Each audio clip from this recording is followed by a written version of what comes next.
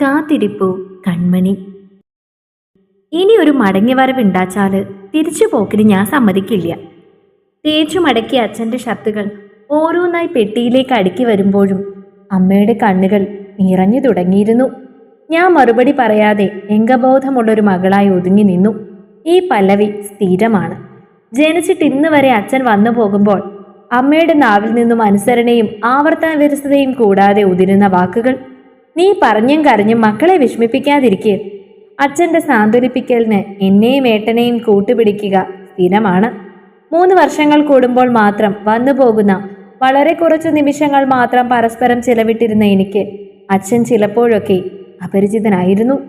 ഓരോ വട്ടവും പോകാറാകുമ്പോൾ അച്ഛൻ്റെ അതുവരെയുള്ള പ്രസരിപ്പുകളിൽ മങ്ങലേൽക്കുന്നത് ശ്രദ്ധിച്ചിട്ടുണ്ട്. കൂട്ടുകാരികളുമായി സൗഹൃദം പങ്കുവെക്കുമ്പോഴും സ്വന്തം അച്ഛനെ സുഹൃത്തിനെ പോലെ കണ്ട് അത്രയും സ്വാതന്ത്ര്യത്തോടെ അവരും അച്ഛനുമായുള്ള വിശേഷങ്ങൾ പറയുമ്പോൾ ഞാൻ പറയാൻ ഒന്നുമില്ലാത്തവളായി മാറിപ്പോകും. എന്ത് കാര്യസാധ്യത്തിനും അമ്മയെ ദൂതിനയച്ച അച്ഛനിലൂടെ കാര്യങ്ങൾ നേടിയെടുക്കുന്ന ഒരു മകളായിരുന്നു ഞാൻ. ഒട്ടും പറ്റില്ലെങ്കിൽ ഇങ്ങ് വന്നേക്ക്, ഉള്ളത് കൊണ്ട് നമുക്ക് ജീവിക്കാം. ഒരിക്കൽ അമ്മ അച്ഛനോട് പറയുമ്പോൾ ഞാൻ വിചാരിച്ചിരുന്നു, ഇത്രയ്ക്കും അച്ഛനെ കാണാതിരിക്കാൻ അമ്മയ്ക്ക് പറ്റാത്തത് എന്തുകൊണ്ടാണെന്ന്. നാട്ടിലേക്ക് വരുമ്പോൾ അച്ഛനെ കൂട്ടിക്കൊണ്ടുവരാൻ മാത്രം ബന്ധുക്കളെ കൊണ്ട് നിറയുന്ന പഴയ അംബാസിഡർ കാർ അച്ഛൻ തിരികെ പോകുമ്പോൾ ഞങ്ങൾ 3 പേരിലേക്ക് മാത്രമായി ചുരുങ്ങിപ്പോകുന്നത് ഇപ്പോഴും ഒരു അത്ഭുതമാണ്. നീരുന്തിയ കാലിന്റെ അവശത വകവയ്ക്കാതെ മുത്തശ്ശി പൊടി പിടിച്ച ഉപ്പുമാങ്ങ ഭരണികൾ അറയിൽ നിന്ന് എടുക്കുന്നത് കാണാം. അച്ഛന്റെ വരവറിയിക്കുമ്പോൾ പുളിയുറുമ്പും വെള്ളക്കരയും പറ്റിച്ചേർന്ന പച്ച മാമ്പഴങ്ങൾ ഒന്നൊന്നായി അടർത്തിയിടാൻ ഏട്ടനോടും മുത്തശ്ശിയും കൂടുമെന്ന് തോന്നും ഉത്സാഹം കണ്ടാൽ. ഡോർ തുറക്കുമ്പോൾ പെട്ടികളുടെ എണ്ണവും അളവും എടുത്തു നിൽക്കുന്ന ചിറ്റമ്മമാരെ കണ്ട് അച്ഛൻ അപ്പോഴും പുഞ്ചിരി മാത്രമേ ഉള്ളൂ.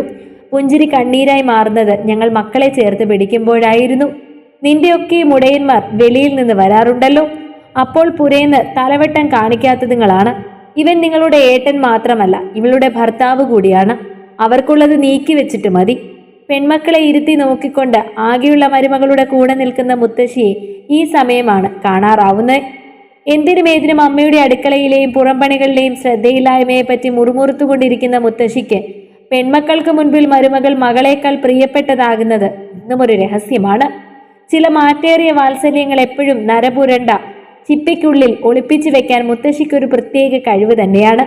3 വർഷങ്ങൾക്കിടയിൽ മാത്രമായി വരുന്ന അതിഥിയായി മാറിപ്പോയിരുന്നുവെങ്കിലും അച്ഛൻ്റെ കഴിഞ്ഞ വരവിലെ ഓർമ്മകൾക്ക് ഓരോ വരവിലും മിനുസമേറും. കഴിഞ്ഞ പ്രാവശ്യം ഇവൾക്ക് മൊട്ടുകമ്മലല്ലായിരുന്നു, അതെന്താ മാറ്റിയത്? അച്ഛൻ എന്നെ അടുത്ത് വിളിച്ചിരുത്തി അമ്മയോട് ചോദിച്ചപ്പോൾ അമ്മയുടെ മുഖം അത്ഭുതം കൊണ്ട് വിടരും. ഒപ്പം എന്റെയും. നിങ്ങൾക്കത് ഇപ്പോഴും ഓർമ്മയുണ്ടോ? അതായിരുന്നു കുറച്ചുകൂടി ചേർച്ച എന്ന് പറഞ്ഞ് അച്ഛൻ ചെവിയിൽ വീണ് കിടക്കുന്ന മുടി ഓരോന്നും പിറകിലേക്ക് ഒതുക്കി വെക്കും. പിറ്റേ ദിവസം മുതൽ വീട്ടിൽ നിന്ന് എവിടേക്കിറങ്ങിയാലും അച്ഛനോടൊരു വാക്ക് പറയണമെന്ന് അമ്മയ്ക്ക് നിർബന്ധമാണ്. ഇടവേളകളിൽ മാത്രം വീണ്ടും ആവർത്തിച്ചു തുടങ്ങുന്ന ശീലങ്ങൾക്ക് തുടക്കത്തിൽ കൈപ്പിഴ സംഭവിക്കാമെന്ന പോലെ പലപ്പോഴും ഞാനും ഏട്ടനും അത് മറന്നു പോകാറുണ്ടായിരുന്നു. അതൊന്നു പഴകി വരുമ്പോഴേക്കും അച്ഛൻ വിശ്രമഘട്ടം കഴിഞ്ഞ് പറമ്പിലും വരമ്പത്തും പണിക്കാരോടൊപ്പം അവരിൽ ഒരാളായി കൂടിയിരിക്കും. പ്രവാസിയിൽ നിന്ന് സ്വദേശിയിലേക്കൊരു കൂടുമാറ്റം. വീട്ടിലുള്ളപ്പോഴെങ്കിലും വെറുതെ ഇരുന്നൂടെ എന്നുള്ള ചോദ്യത്തിന് ഉത്തരമുണ്ടാകും. വെറുതെ ഇരുന്നാൽ ശരീരം തടിക്കും, മനസ്സ് മടിക്കും, പിന്നെ ഇവിടം വിട്ട് വീണ്ടും പോകാൻ പ്രയാസമാണ്. നമ്മളെയൊക്കെ വിട്ട് എങ്ങനെയാണ് അച്ഛൻ ഒറ്റയ്ക്ക് ഇവിടെ കഴിയാൻ തോന്നുന്നത്?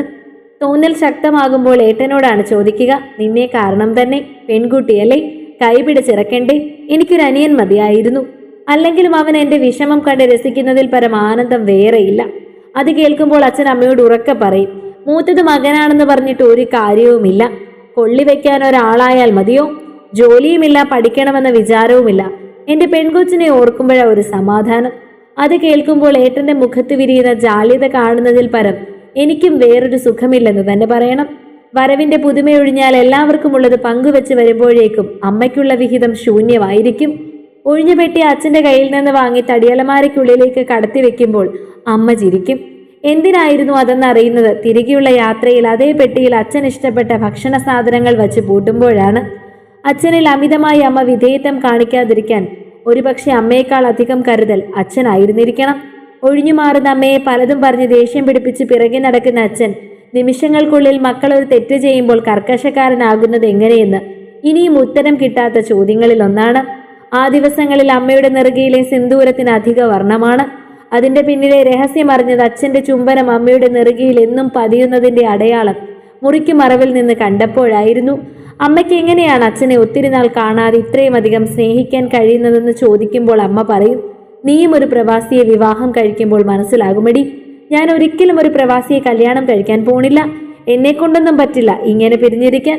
ആദ്യം 10ാം ക്ലാസ് പാസ്സാവടി കുട്ടി താറാവേ എന്ന് ഏട്ടൻ തലക്കിട്ട് കൊട്ടിയപ്പോഴാണ് അച്ഛനും അമ്മയും എന്റെ മറുപടിയിൽ അന്തിച്ചിരിക്കുന്നത് കണ്ടത്.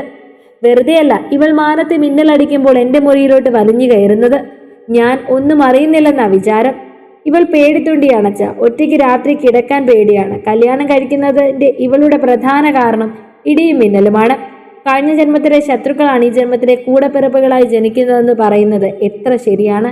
കയ്യിൽ കിട്ടിയ കല്ലുമെടുത്ത് അവന്റെ തല ലക്ഷ്യമാക്കി ഓടുമ്പോൾ അച്ഛനും അമ്മയും തലയറിഞ്ഞു ചിരിക്കുന്നത് കാണാം.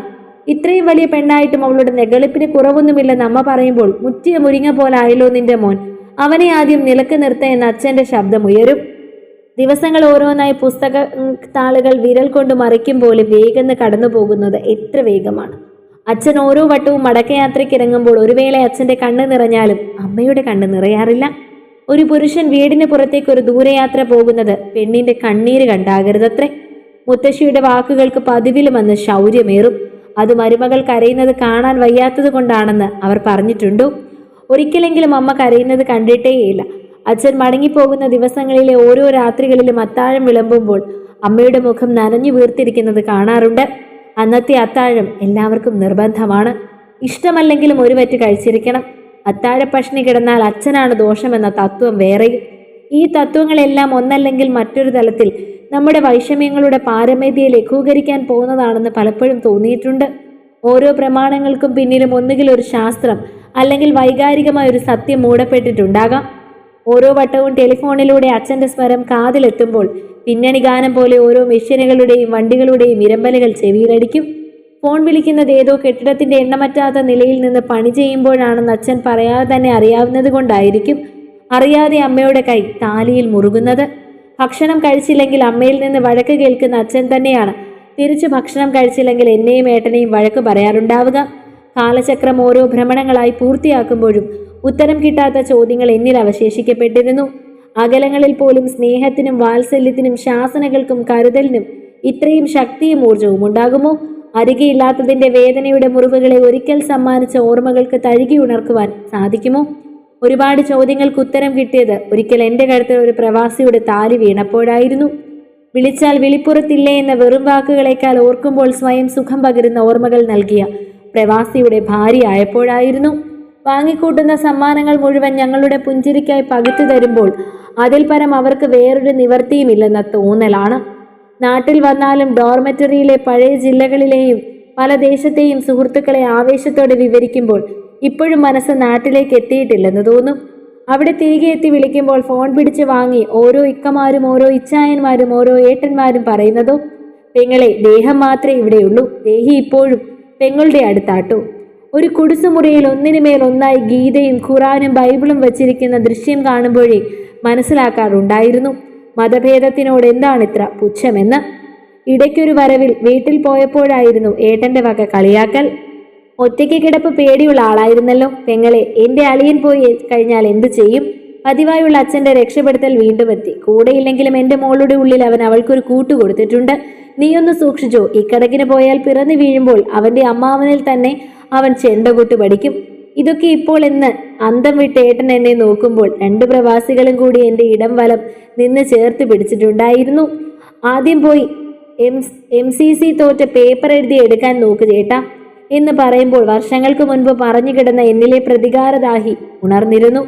ഇപ്പോൾ മനസ്സിലായോ എങ്ങനെ അകലെയിരുന്നാലും അമ്മയ്ക്കും അച്ഛനും ഇത്രയും സ്നേഹിക്കാൻ കഴിയുന്നതെന്ന് മുത്തശ്ശി ചോദിക്കുമ്പോൾ സംശയത്തോടെ അച്ഛനെയും അമ്മയും നോക്കി നിൽക്കുന്ന മുകളിൽ നിന്നും അതിനൊരുത്തരം കിട്ടിയ ഭാര്യയായി ഞാൻ എൻ്റെ പ്രവാസിയെ നോക്കുന്നുണ്ടായിരുന്നു. കാതിലും കണ്ണിലും പതിയുന്ന ദൃശ്യാനുഭവങ്ങളേക്കാൾ ഹൃദയത്തിൽ പതിയുന്ന ജീവിതാനുഭവങ്ങളുടെ സുഖം. ഇത്തരത്തിലുള്ള മനോഹരമായ കഥകൾക്ക് വേണ്ടി ചാനൽ സബ്സ്ക്രൈബ് ചെയ്യാൻ മറക്കല്ലേ.